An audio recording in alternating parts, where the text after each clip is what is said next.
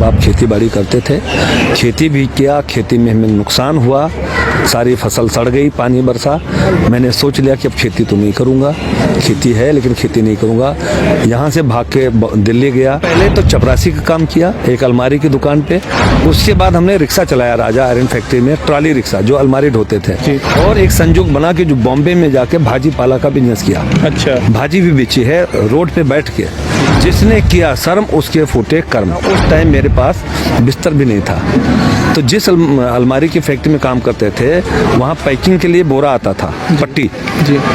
तो एक चद्दर होता था, चद्दर पहले ओढ़ लेते, उसके बाद से बोरा ओढ़ लेते थे और रात भर ठंडी के टाइम पे सोते थे। विद्या धनम सर्व धनम प्रधानम। तो हमने कहा कि अगर हमें लाइफ में कुछ करना है तो अपने गाँव वालों के लिए, जब भी कभी हम इस लायक हुए कि मैं कुछ लोगों को शिक्षित कर सकूं, तो अपने गांव में सबसे पहले मैं स्कूल खोलूंगा। लेकिन इंसान को कुछ भी पा जाए घमंड नहीं करना है। इसके भी पीछे कहानी है कि गोंडा में कुछ गैंग वॉर जैसी चीजें होती थी, इस वजह से केदार पांडे ने छोड़ा। मैं उसकी वजह से नहीं छोड़ा। तो हमने 1995 में रिवॉल्वर खरीदा था, मेरे हाथ में चोट लग गई थी। जीकिन कंपनी की शुरुआत 100 गज की एक छोटी सी जगह से हुई। हाँ, स्वावलंबी बनने का जो संकल्प कर लेगा उसके लिए सारे रास्ते खुल जाएंगे। लेकिन साथ साथ में ये जो हम ब्राह्मण हैं, ठाकुर हैं, ये हैं, हम ये नहीं करते हैं, वो छोड़ना पड़ेगा। हमारे साथ आज बात करने के लिए मौजूद हैं केदारनाथ पांडे जी, जो गोंडा के एक छोटे से गांव से निकलकर इन्होंने एक अपनी सक्सेस स्टोरी लिखी।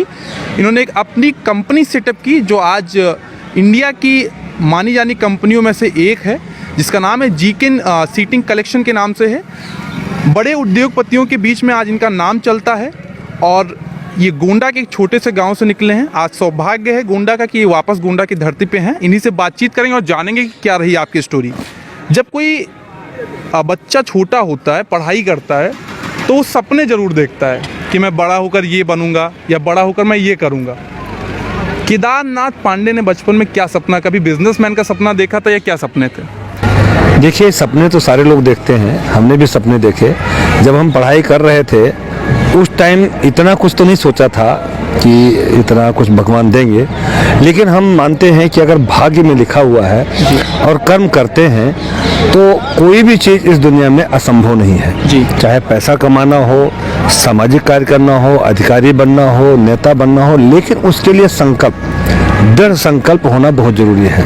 हम समाज को एक मैसेज जरूर देना चाहते हैं कि जो लोग जात पात में फंसे हुए हैं, और जैसे अभी किसी ब्राह्मण के लड़के को कहा जाए वो बेरोजगार है जी, अगर कहा जाए पकोड़े की दुकान कर लो तो क्या कहेगा, अरे मैं पकोड़ा भी, मैं ब्राह्मणों के पकोड़ा बेचूंगा।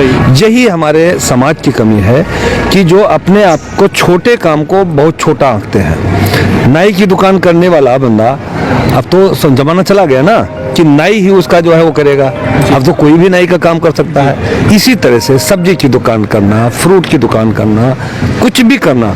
आज जो फल बेचने वाले, जो फूल बेचने वाले हैं, अरबोपति हैं, कोई लखपति भी नहीं, अरबोपति हैं। लेकिन जिन्होंने शर्म छोड़ा, जिसने किया शर्म उसके फूटे कर्म।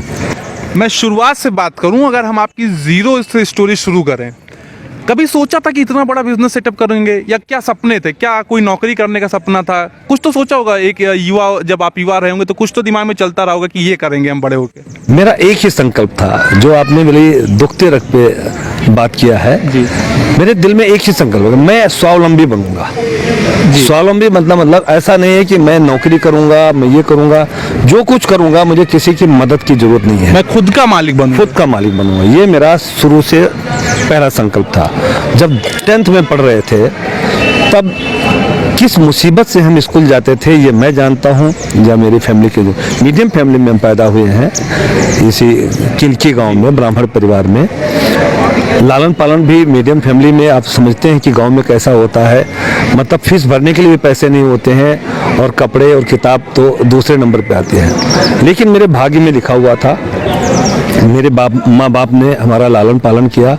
10th में जब हम पढ़ रहे थे तो एक दिन ऐसे हम बैठे हुए थे कहीं, हमने सोचा कि यार हम तो जमींदार कहलाते थे, जिनकी जी आपके जमींदार, हाँ, तो जिनकी जमींदार हो उनके पास उस टाइम साइकिल होती थी जी। बाकी लोगों के पास साइकिल नहीं होती थी, ट्रांजिस्टर नहीं होता था, घड़ी नहीं होती, एक शौक होते थे उस टाइम के। तो तो मैंने सोचा कि हम तो जमींदार के बेटे हैं, जो पढ़ाई करने के लिए हमें 7-8 किलोमीटर मोतीगंज स्कूल था, यहाँ तो प्राइमरी में पढ़ाई किया 5वीं तक। 6ठी में हमने मोतीगंज विद्यानगर किसान हायर सेकेंडरी स्कूल में 10th किया वहाँ पे। वहाँ जाने के लिए पैदल जाते थे, साइकिल पिताजी की नहीं मिलती थी, कभी ट्रेन से चले जाते थे बिना टिकट, वो भी बिना टिकट। उस टाइम विद्यार्थियों के लिए लोग जो टीटी होते थे या ड्राइवर होते थे वो कहते थे ठीक है बच्चों को जाने दो, तो हफ्ते में यानी कि हम ये कह सकते हैं कि इतना भी पैसे नहीं होते थे कि टिकट लिया जा सके, मुसीबतें थी। देखो टाइम भी नहीं होता था, और यहाँ तो पैसा बनता था गेहूं बेच के, धान बेच के, चावल बेच के, दाल बेच के, जो पैदा होता था। अब जैसे किसी सौदा लेने जाते तो वस्तु बिन में यहाँ कहा जाता था, पहले भी शायद आज भी होता था, चावल दे करके मिर्चा ले आएंगे, हल्दी ले आएंगे, तो उस टाइम भी यही होता, पैसे का तो अभाव होता था। तो हमने सोचा कि अगर मैं इतनी मेहनत से पढ़ाई कर पा रहा हूँ, 10th का जब परीक्षा दिया था तो अपने एक रिश्तेदार हैं हमारे रामनगर बनकट में, हमारे बुआ के दामाद लगते हैं, उनके घर पे रह के हम पढ़ाई करते थे, परीक्षा देते थे, क्योंकि रोज टाइम से आना जाना 7-8 किलोमीटर पड़ता था आना जाना, तो वहाँ से रह के करते थे। मैंने सोचा यार ऐसे हम तो जमींदार के लड़के होके इस तरह से हम पढ़ाई कर पा रहे हैं, तो जो बाकी लोग हैं, लड़कियों को तो पढ़ाया नहीं जाता था उस टाइम की बात करें, करीब 50 साल पहले की। किस सन की बात कर? 50 साल पहले की? 50 साल। आज मेरी उम्र 66 साल की हो रही, पहले ही फरवरी को 66 साल का हो जाऊंगा। तो 50 साल पहले तकरीबन लड़कियों को तो पढ़ने भेजते नहीं थे, क्योंकि कहते थे लड़कियां तो दूसरे के घर जाकर चौका बर्तन ही करेंगे, परिवार देखेंगे, घर का काम देखेंगे, तो उनको क्या पढ़ाना। तो ये मुझे मेरे मन में एक कुंठा रहती कि नहीं यार, पढ़ा लिखा तो सबको होना चाहिए। विद्या धनम सर्व धनम प्रधानम, विद्या सभी धनों में प्रधान धन है। उस टाइम हमें एक निबंध लिखने को मिला था विद्या पे, 10-12 लाइनें मुझे कंठस्थ हैं, तो उसको हमने एक अपना लाइन मान लिया कि इसके आधार पे लोगों को चलना चाहिए। विद्या धनम सर्व धनम प्रधानम, विद्या बे कृते वर्धते, विद्या बे करने से बढ़ती है। विद्या चोरम न चोरे, विद्या चोर चुरा नहीं सकता। विद्या राजा न हरत, विद्या राजा हर नहीं सकता।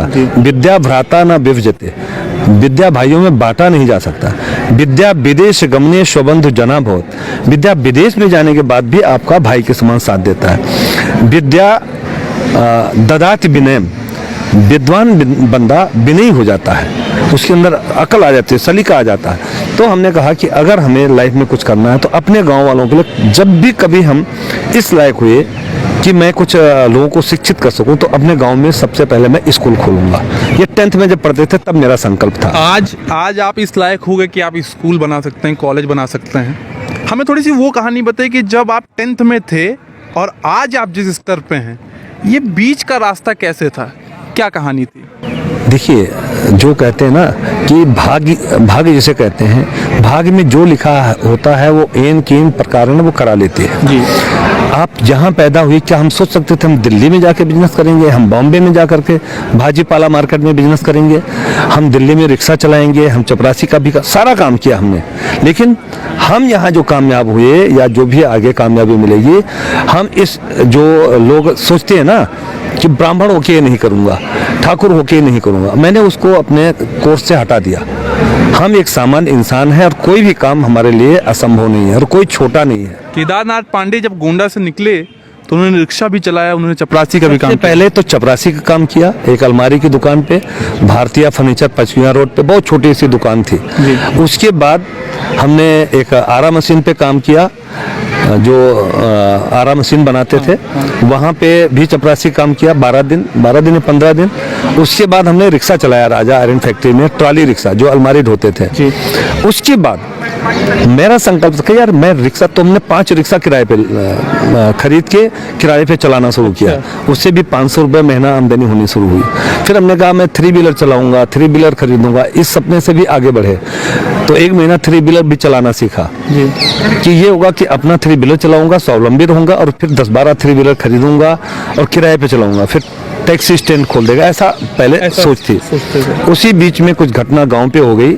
अच्छा, ये बताइए, एक कहानी सुनने को मिलती है कि जब आप जैसे आपने कहा कि रिक्शा चलाते थे, तो पता चलता है कि केदारनाथ पांडे उस समय भी परफ्यूम बड़े अच्छे यूज करते थे और चश्मा लगा के ही चलाते थे। हाँ, ये बिल्कुल सत्य कहा आपने।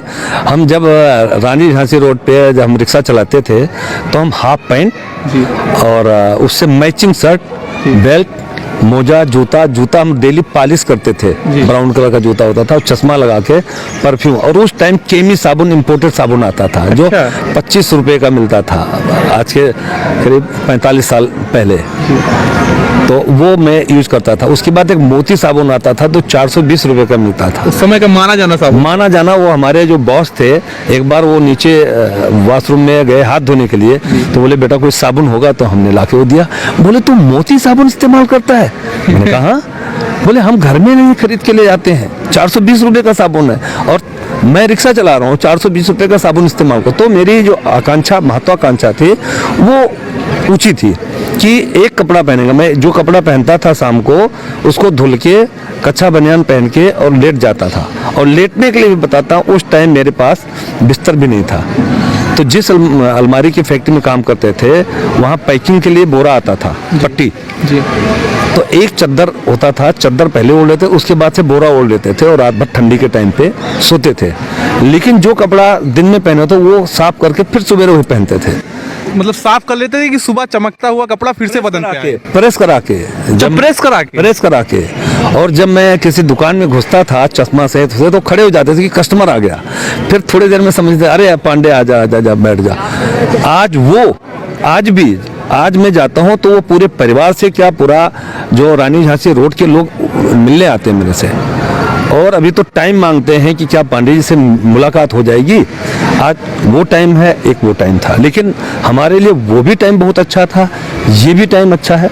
लेकिन इंसान को कुछ भी पा जाए घमंड नहीं करना चाहिए। गोंडा आपने कब छोड़ा?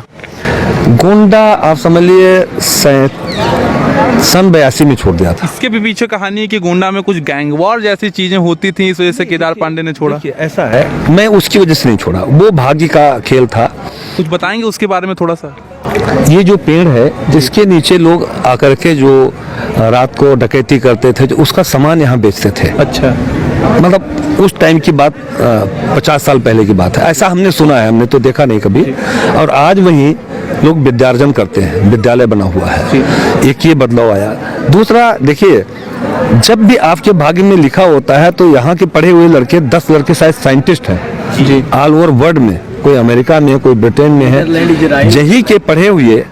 एक अभी डॉक्टर साहब बता रहे थे, उनका छोटा भाई जो विकलांग है वो बहुत बड़ा डॉक्टर बना, MBBS MD है, जो अपना वो भी क्लिनिक भी चला रहे हैं। और नहीं, ये तो आज की कहानी है, हमें वो कहानी जाननी है कि जब आपने गोंडा छोड़ा क्या कहानी हुई। उस टाइम पे भी देखिए, मैंने ये सोचा, उस टाइम भी लोगों में जो प्रतिस्पर्धा रहती थी कि 15 साल का बच्चा अगर कट्टा बांध के घूमता है तो उसको बड़ा गर्व होता था। ये गोंडा वाली फील थी कि कट्टा बांध के घूमना। भाला, सबसे बड़ा भाला होता था द्वार 4 में, तो वो कहते थे भैया ये कहकर भाला फलाने हुए। अच्छा, लेकिन आज वो चीज एकदम बदल गई। आज ये कहता अरे इनका लड़का मास्टर हो गया, इनका लड़का इंजीनियर हो गया। केदारनाथ पांडे ने भी कभी भाला लेके किसी ऐसे कार्यक्रम में सबसे आगे खड़े होते थे? मुझे वो चीज उस टाइम भी नहीं पसंद थी। अच्छा, हाँ ये जरूर था कि मैं हथियार सब लोग रखते थे तो वो एक स्वभाव बन गया था। तो हमने 1995 में रिवॉल्वर खरीदा था, जो आज भी है। अच्छा, तो एक हथियार रखने का मन था। लेकिन ये गोंडा का पानी आपको लगा हुआ था कि हथियार रख के चलना है? वो तो था, लेकिन इस हथियार का उपयोग ईश्वर की कृपा से कभी करना नहीं। शौकीन थे।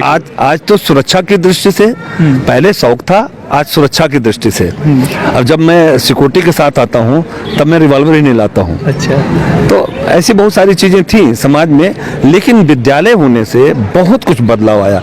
आप देखिए, उस टाइम लड़कियों को पढ़ाते नहीं थे, आज 55% लड़कियां हमारे कॉलेज में पढ़ती हैं और 2700 या 2800 बच्चे लड़के और लड़की मिला करके इस विद्यालय में पढ़ते हैं। आप ये मानते हैं कि जीवन में अगर आपको सक्सेसफुल होना है तो पढ़ाई एक सबसे आसान माध्यम कहा जा सकता है? आपको बताया ना कि विद्या धनम सर्वधनम, विद्या ही एक ऐसा प्रधान धन है जो सभी धनों में प्रधान है। उसके बारे में भी बता दिया हूँ।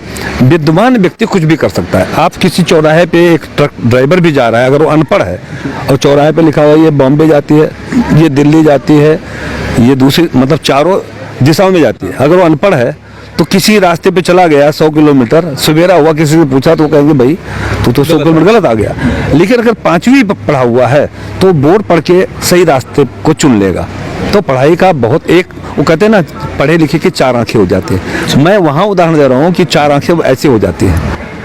गोंडा से आप निकले, आप बहुत बड़े उद्योगपति बने, आज आपका नाम बड़े उद्योगपतियों के बीच में रहता है। आपने कंपनी सेटअप की, बहुत बड़ी कंपनी सेटअप की, सक्सेसफुल रहे। गोंडा में एक लोग आज भी जब जो घर परिवार होते हैं, घर परिवार में एक चर्चा होती है कि बेटा कुछ करना है तो गोंडा छोड़ के निकलो, बाहर पढ़ो लिखो कुछ करो, गोंडा में नहीं रखा है कुछ।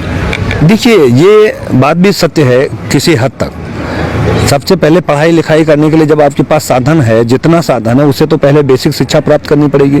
और आपके माँ बाप समर्थ हैं तो आपको बाहर, जैसे बाहर पढ़ने के लिए भेजेंगे तो बाहर की दुनिया का रंग चढ़ेगा आपके ऊपर, आप आगे और जाना चाहेंगे। तो ये तो है, क्योंकि देखिए जहाँ डेवलपमेंट होता है जब वहाँ जाते हैं तब आपका दिमाग चलना शुरू हो जाता है, चाहे वो बिजनेस व्यापार हो, नौकरी करना हो, कुछ भी हो। तो उसके लिए तो बाहर निकल। अभी हम लोगों का सौभाग्य है कि इसी धरती पे स्वामीनारायण छपिया, जिसको कहते हैं, छपैया स्टेशन है, भगवान स्वामीनारायण यही जन्म लिए हैं।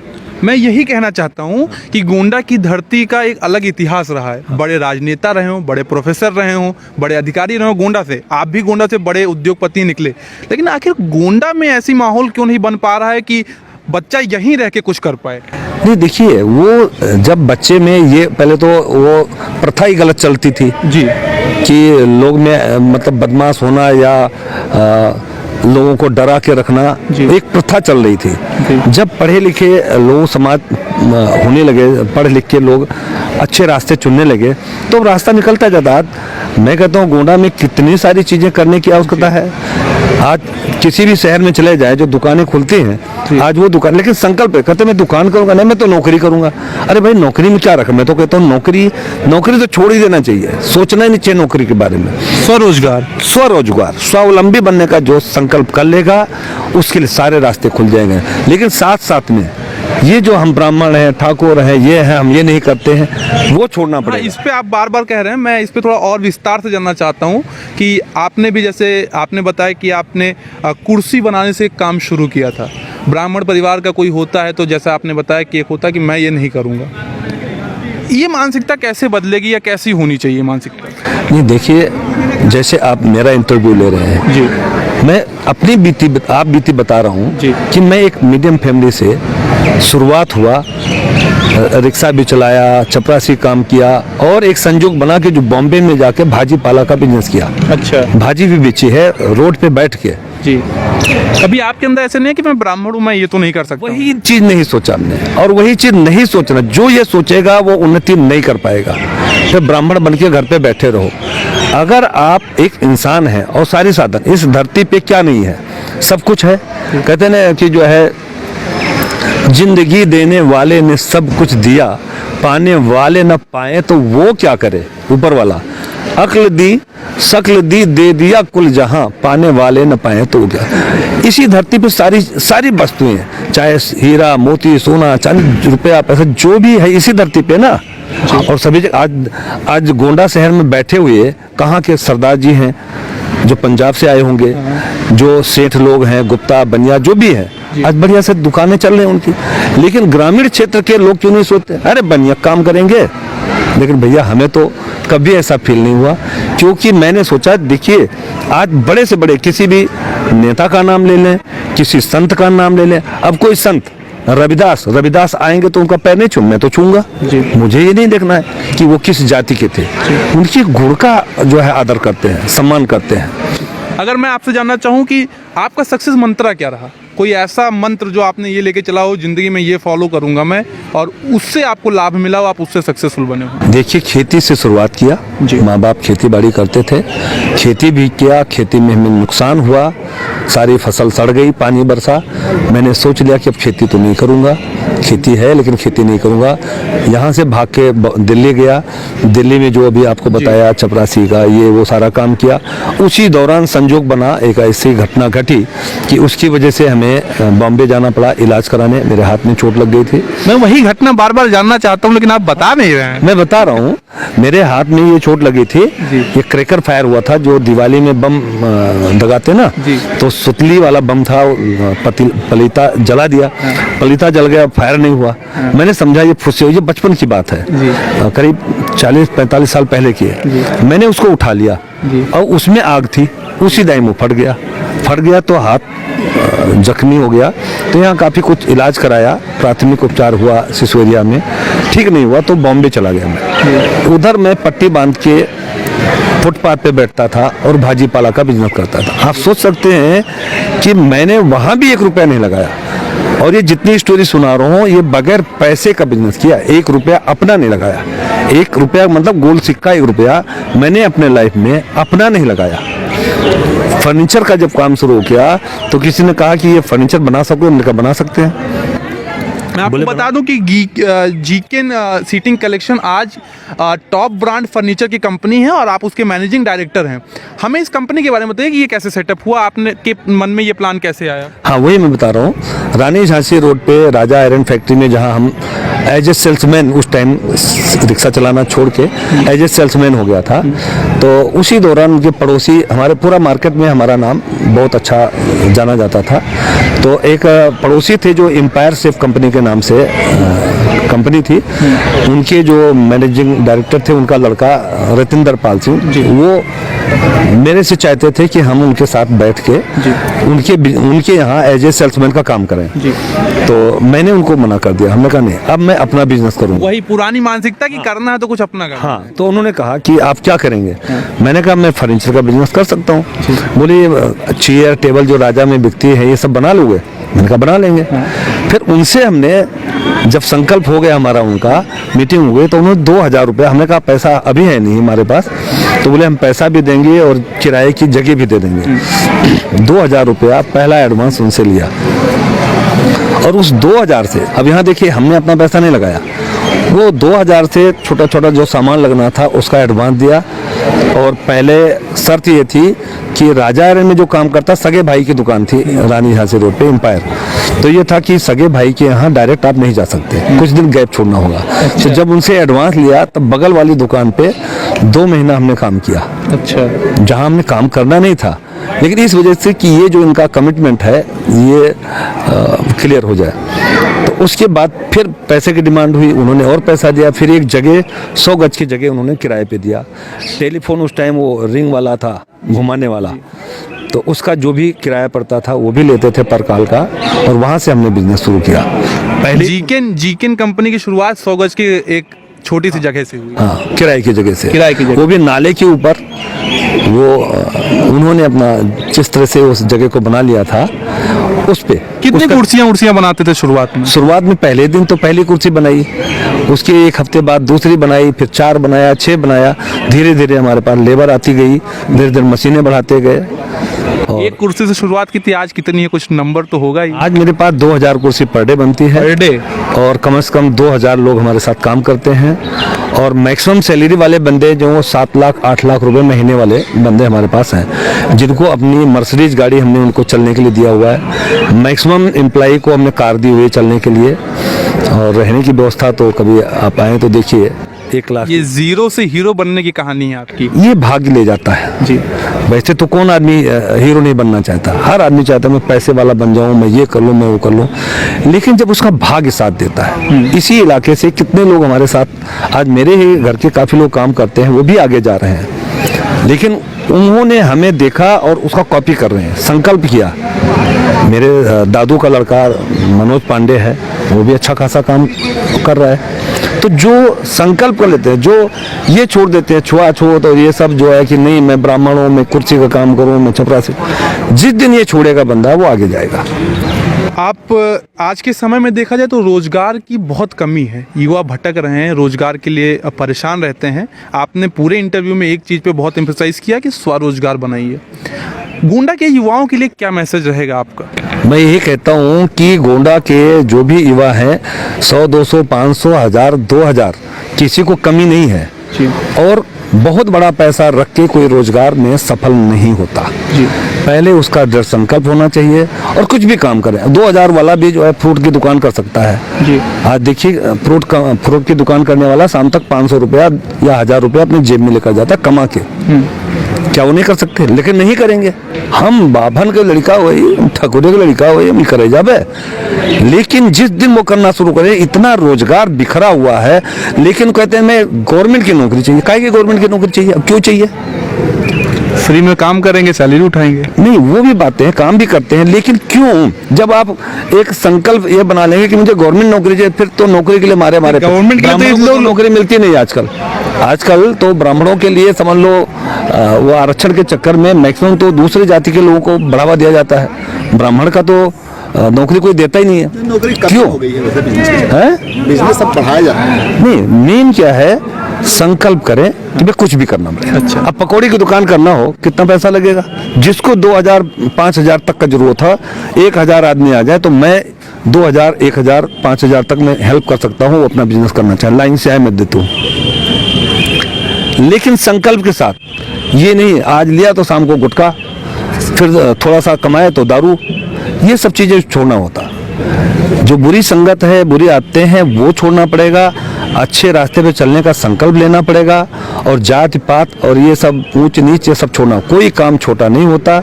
मैं आज कहता हूँ, आज मैं बिल्कुल एकदम जैसे गांव से गया था उस हालत पे आइए, मैं यहीं पकौड़े की दुकान करके और अच्छा खासा स्वीट की दुकान बना दूंगा।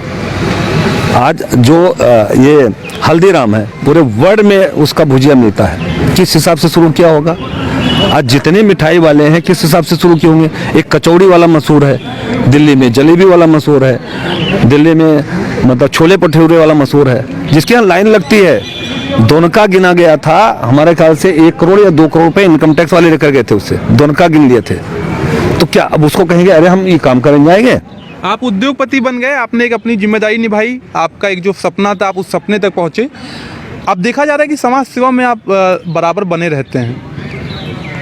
देखिए ऐसा है, ये धन जो है किसी का रहता नहीं है। ये धन है या जो भी प्रॉपर्टी आप कह लें, इसलिए इंसान को वो करना चाहिए जो यहाँ भी काम आवे और वहाँ।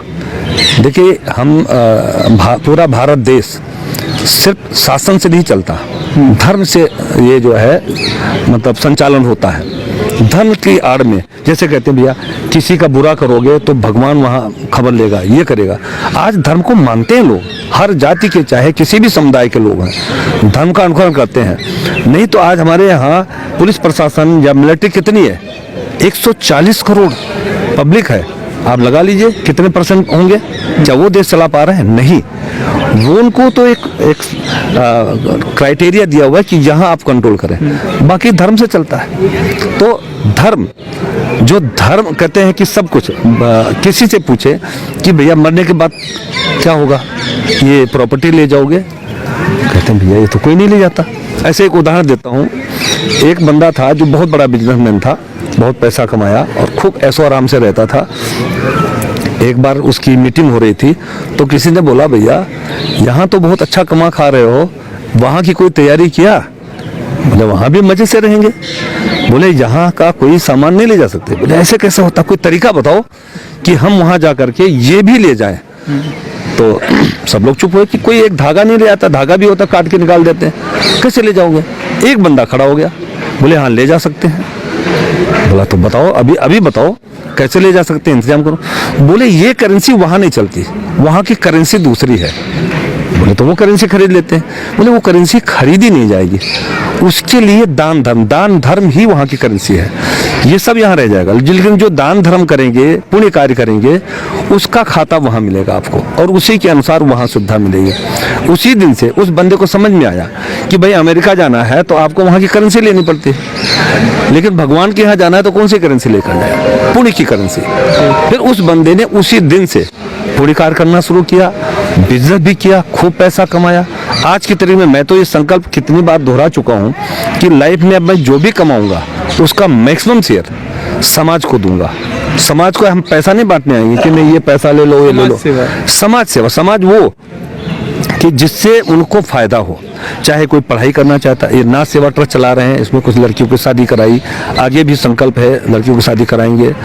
बच्चों को हेल्दी बना रहे हैं, हिस्ट पुष्ट बने, उनको नौकरी दिलाएं। मैं आपकी पत्नी का योगदान काफी ज्यादा रहा है आपकी सक्सेस स्टोरी में, थोड़ा उसके बारे में बताइए। देखिए, शुरू से ही जब बंदा शादीशुदा होता है तब उसका भाग्य भी जुड़ जाता है, पत्नी का भी भाग्य जुड़ जाता है। और पत्नी अगर मना करे या रोके तो आपको रुकना पड़ेगा। लेकिन हमारे हर कार्य में पत्नी ने हाथ बटाया और हम उनको जिस भी मुकाम पे पहुंचे, स्कूल का डिसीजन लेना हुआ, हमने पहले अपना घर नहीं बनाया। पहले वो सपना 10th में जो देखा था कि हम समाज को क्या दे सकते हैं, हम अगर शिक्षित कर ले जाएंगे तो इससे बड़ा काम नहीं हुआ। 1995 में ये स्कूल बनाया, आज 2700-2800 लड़के पढ़ते हैं। हम उसमें से कितने लड़के यहाँ से पढ़ के आगे जाते हैं, और यहाँ का जब रंग रोगन कराना होता है तो कम से कम 35-40 लाख रुपए लगता है जी। क्या ऑफिस से होता है? नहीं। दुकानें बना के 40 दुकानें दी हुई है। पहले तो 100 रुपये किराया, 125 रुपये किराया था, आज 500 रुपये सिर्फ ले रहा हूँ। उसका शटर भी खराब होगा, वो भी मैं ठीक करा के देता हूँ, पेंट कराना वो भी मैं करा के। मेरा मकसद वो नहीं है, मेरा मकसद है यहाँ से लोगों को कुछ भी रोजगार पाएं, अपने घर में बैठ के खेती भी करें और रोजगार भी करें। अब उससे लोगों को और आगे सीखना चाहिए, लेकिन लोग सीखते नहीं हैं। लोग तो उस पे बैठे हैं, हम ब्राह्मण के बैठे हैं। वही बार बार बात करता हूँ, जिस दिन वो छोड़ेंगे, रोजगार भरा पड़ा हुआ है, बिखरा हुआ है, रोजगार को समेटने की जरूरत है। आज ये अयोध्या में राम मंदिर, भगवान श्री राम का मंदिर, विशाल मंदिर बन रहा है, इसके आसपास क्षेत्रों में कितना विकास होगा सोच सकते हैं। बंदा चाहे तो टैक्सी स्टैंड खोल सकता है, दुनिया भर की टैक्सियां लगेंगी, दुनिया भर की दुकानें खुलेंगी, और लेकिन कहेंगे पैसा नहीं है। पैसा नहीं, संकल्प नहीं है। और ये जो हेजिटेशन है ना, ये छोड़ना होगा। ये जो जातिगत हेजिटेशन है कि मैं इस जात के हूँ तो मैं ये काम नहीं कर सकता हूँ। साथ थे केदारनाथ पांडे जो जीकेन सीटिंग कलेक्शन के मैनेजिंग डायरेक्टर हैं, और जो गोंडा से निकल के उन्होंने एक अपना अलग ब्रांड बनाया है। गोंडा के लोगों के लिए बहुत अच्छे एग्जाम्पल हैं, लोगों को सीखने की ज़रूरत है। हम ऐसे ही और लोगों से रूबरू होंगे और आपको दिखाएंगे गोंडा से निकली हुई अच्छी कहानियाँ। आप देखते रहिए इंटरनेट की आवाज़।